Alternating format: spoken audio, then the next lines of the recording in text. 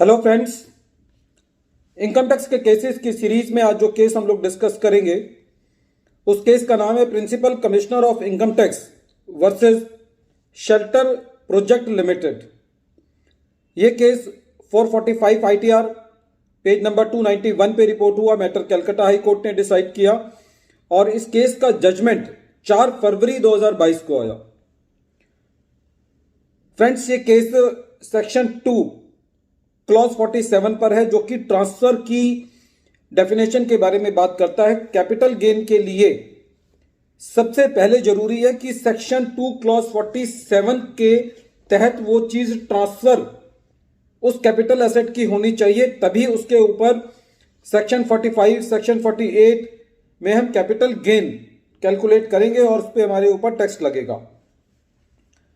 जैसा कि हम जानते हैं कि ज्वाइंट डेवलपमेंट एग्रीमेंट पिछले 15-20 सालों के अंदर ये कंसेप्ट बहुत तेजी से आया। सभी को ज्वाइंट डेवलपमेंट एग्रीमेंट के कंसेप्ट के बारे में पता है कि इसके अंदर बिल्डर को प्रॉपर्टी का पोसेशन दे दिया जाता है, बिल्डर कुछ हमको पैसा दे देता है और बाद में हमको एक यूनिट बना करके देता है या जो भी हमारा उसके साथ एग्रीमेंट होता है।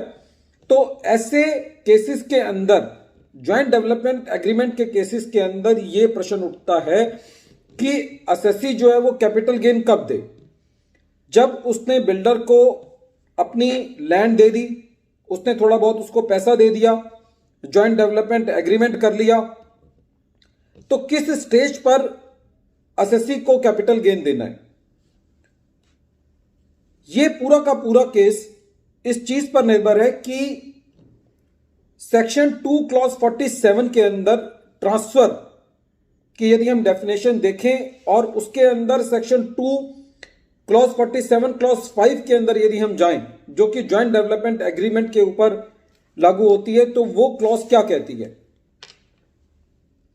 Section 2 clause 47 sub clause 5, any transaction involving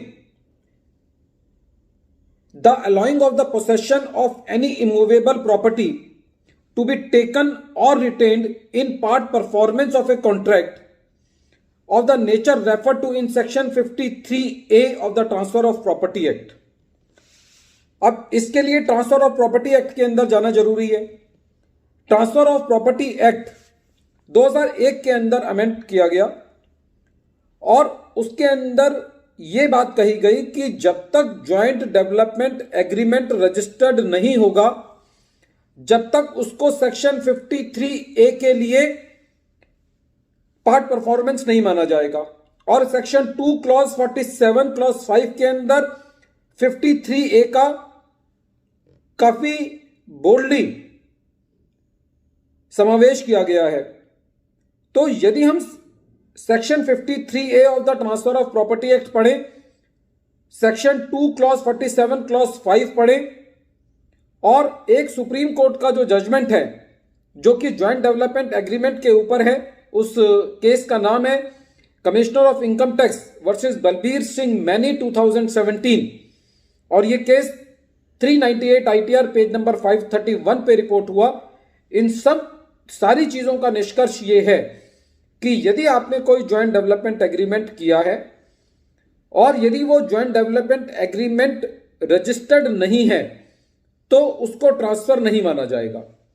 उदाहरण के तौर पर यदि 2014 का केस है और मार्च 2014 के अंदर कोई मैंने ज्वाइंट डेवलपमेंट एग्रीमेंट कर लिया और लैंड का पोसेशन दे दिया, तो क्वेश्चन ये उठता है कि क्या जब मैंने ज्वाइंट डेवलपमेंट एग्रीमेंट किया और लैंड का पोसेशन दिया, क्या मेरे ऊपर तभी कैपिटल गेन लग जाएगा।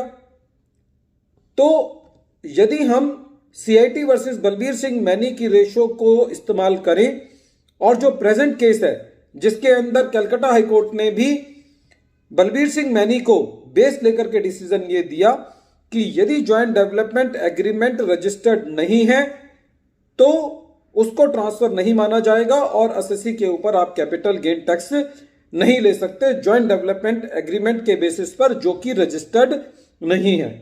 फ्रेंड्स, ये केस बहुत इंपॉर्टेंट है। जहां तक कि ज्वाइंट डेवलपमेंट एग्रीमेंट वाले केसेस के अंदर कैपिटल गेन निकालने के ऊपर बात है, इस केस के अंदर सुप्रीम कोर्ट के judgement CIT versus Balbir Singh Maini को बेस माना गया है और इस केस का नाम जो है वो है principal commissioner of income tax versus shelter projects limited और ये केस 445 ITR पेज नंबर 291 पे रिपोर्ट हुआ। मैटर कलकत्ता हाई कोर्ट ने डिसाइड किया और इस केस का जजमेंट 4 फरवरी 2022 को आया। Thank you friends.